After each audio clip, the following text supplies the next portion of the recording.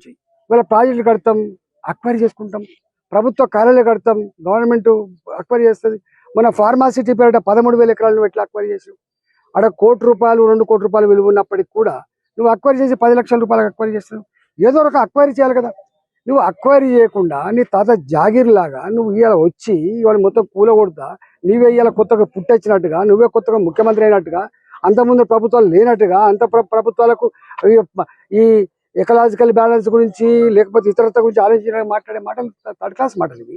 నేను అడుగుతా ఉన్నా, ఇలా వాళ్ళు అంటున్నారు మేము చెరువులను కాపాడాలి. నేను అంటున్నా, చెరువులు కాపాడే ధైర్యం నీకుంటే, దమ్ముంటే, నిజంగానే ఆ మంచి అభిప్రాయం అనుకుంటే నా హుస్సేన్ సాగర్లో తాగే నీళ్ళు లెక్క తయారు చేసి ఫస్ట్. ఇవాళ హైదరాబాద్లో ఉన్న అన్ని చెరువులు పంట పొలాలకు నీళ్ళెచ్చుడు కాక అవన్నీ కూడా మురికి కూపాలుగా మారిపోయినమాట వాస్తవమా కాదా? ఇవాళ ఆ చెరువు చుట్టుపక్కల ఉన్న వాళ్ళు దుర్గంధపూరితమైన బతుకుతున్నారు. ఈగలు, దోమలు, గుర్రపు డెక్క వాసన, అసలు జ్వరాలు. ఎవరు కట్టుకున్నారంటే తక్కువ ధరకు వస్తుందని చెప్పి వాళ్ళు కట్టుకున్నారు. నేను అంటున్నా ప్రభుత్వాన్ని, ఇవాళ మీరు వాళ్ళకు సామాన్యులు కావచ్చు, వాళ్ళు నీతో యుద్ధానికి రాకపోవచ్చు, వాళ్ళు కోర్టు మెట్టెక్కే డబ్బులు లేకపోవచ్చు, కానీ వాళ్ళ ఏడుపు, వాళ్ళ కన్నీళ్ళు, వాళ్ళ ఉసురు నీకు తాకకుండా పోయి గుర్తుపెట్టుకో. నువ్వేమనుకుంటున్నావు? ఇలా ఏ ఉపాధి కల్పిస్తా అని చెప్పినవో, పేదలకు అండగా ఉంటా అని చెప్పినవో, పేదల బతుకుల్లో వెలుగు నింపుతా అని చెప్పినవో, నువ్వు అనేక రకాల హామీలు ఇచ్చినవో, ఇలా మహిళలకు 2,500 రూపాయలు ఇస్తా, భూమి లేని వాళ్ళకు 12,000 రూపాయలు ఇస్తా, నేను ఇది ఇస్తా అది ఇస్తా, ప్రగల్భాలు పలికినవు. ఇచ్చుడు పక్కకు పెట్టు, నీ పెన్షన్లు, నీ బియ్యం కార్డులు, నీవన్నీ పక్కకు పెట్టు. కానీ వాళ్ళ కాళ్ళ మీద వాళ్ళు బతికేటువంటి సామాన్యుల బతుకుల్లో మట్టి కొట్టి నువ్వు వాళ్ళ జీవితాల్లో ఇలా నిప్పులు పోసి నువ్వేం సాధిస్తావని చెప్పి రేవంత్ రెడ్డి అడుగుతున్నాడు. నీకు ఏం మానవత్వం ఉంది? నువ్వు అనుకుంటున్నావు నువ్వు చాలా గొప్పగా చేస్తున్నా.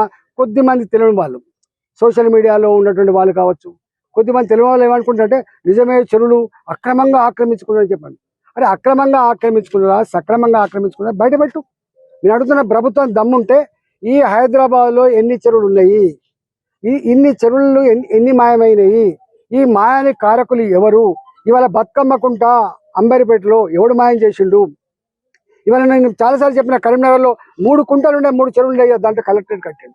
ఇవాళ అనేక చెరువులు, అనేక కుంటలు. ఇవాళ ఇక్కడ కృష్ణకాంత్ పార్క్ ఉంటుంది, ఈసుబుడలో ఉంటుంది, అనేక చెరువులు. మాసప్ ట్యాంక్, దాని పేరే మాసప్ ట్యాంక్, ఇలా క్రికెట్ గ్రౌండ్ అయిపోయింది.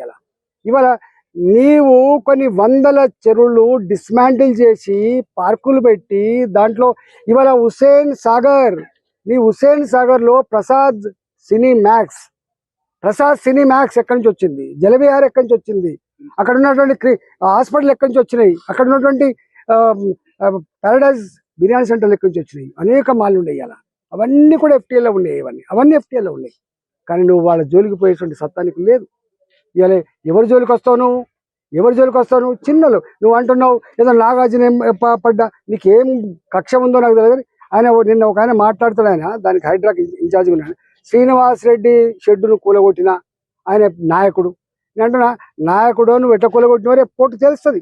అసలు ఎంత దారుణం అంటే, షెడ్లు కూలగొట్టి పోలే వీళ్ళు, షెడ్లు కూలగొట్టి అందులో ఉన్న సామాను కూడా డోజర్లు ఎక్కించి అంటే ధ్వంసం చేస్తున్నంటే ఎంత కక్షపూరితంగా ఉన్నారు వీళ్ళు, ఎంత ద్వేషపూరితంగా ఉన్నారు వీళ్ళు. అంటే వాళ్ళ బతుకుల పట్ల ఎంత హీనంగా వ్యవహరిస్తున్నారో దాన్ని బట్టి మనకు అర్థం కావాలి. తప్పకుండా ఇవన్నీ అంటున్నా, ప్రభుత్వం ఏ పేదల ఆస్తులైతే ధ్వంసం చేసిందో వాళ్ళ అసెస్ చేసి, నువ్వు నష్టపరిహారం కనుక ఇవ్వకపోతే నువ్వు అనుకుంటున్నావు ఇది ఇక్కడితో ఆగిపోద్ది అనుకుంటున్నావు. వాళ్ళ ఉసురు, వాళ్ళ దుఃఖం, వాళ్ళ కన్నీళ్ళు ఊరికే పోవు. వాళ్ళకు అండగా కోటాను కోట్ల మంది ప్రజలు ఉన్నారు.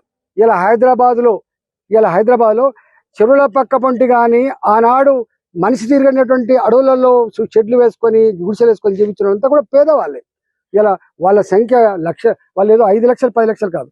హైదరాబాద్లో ఉన్నటువంటి వీళ్ళ కంటే కూడా అత్యధిక పాపులేషన్ కలిగినటువంటి పేదలు కంటి మీద కొనుక్కులేదు.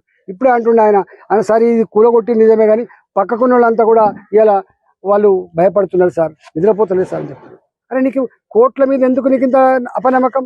ఇలా సాటర్డే అయితేనే, సండే అయితేనే కోర్టు మెట్లు ఎక్కలేరు అంటే కోర్టులు గంత అనాలోచితంగా ఉంటాయా? కోర్టులకు ఆలోచన లేదా? కోర్టుకు మానవత్వం ఉంటుంది. ఇవాళ హైకోర్టు ఇట్లాంటి పేదవాళ్ళు రేపు ఎప్పుడన్నా నష్టం జరుగుతుందని చెప్పి ముందస్తు గమనించి ఎక్కే మెట్లు కోర్టు మెట్లే. ఆ కోర్టు కూడా సాటర్డే ఉండదు కాబట్టి, సండే ఉండదు కాబట్టి, అంటే మీకు జడ్జిల మీద నమ్మకం లేదు, చట్టాల మీద నమ్మకం లేదు, మీకు మీకు కోట్ల మీద నమ్మకం లేదు, మీకు దేని మీద నమ్మకం ఉంటుంది?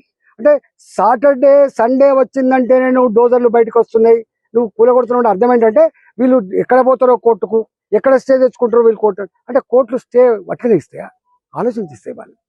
ఇలా వాళ్ళు మాట్లాడుతున్నారు చెరువులు కాపాడవలసిందే. చెరువులు కాపాడవలసిందే రా. నీ భూమి ప్రభుత్వ పరమైన భూమి ఎంత ఉంది, ప్రైవేటు పరమైన భూమి ఎంత ఉంది, కాపాడుద్దా? ఇవాళ ఈ నల్ల చెరువులో పేదల గుడిసెలు పీకి వాళ్ళ జీవితాల్లో మట్టి కొట్టినటువంటి దుర్మార్గ ప్రభుత్వం ఎక్కడ కూడా తప్పించుకోజాలదు.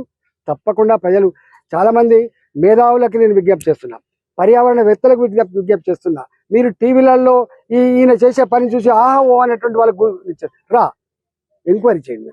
హిట్ టీవీ యాప్ ని డౌన్లోడ్ చేసుకోండి. ఇందులో short news, live news, entertainment movies అన్ని అవైలబుల్ గా ఉన్నాయి. Please download hit TV app. Hit TV యాప్ని ఫ్రీగా డౌన్లోడ్ చేసుకోండి.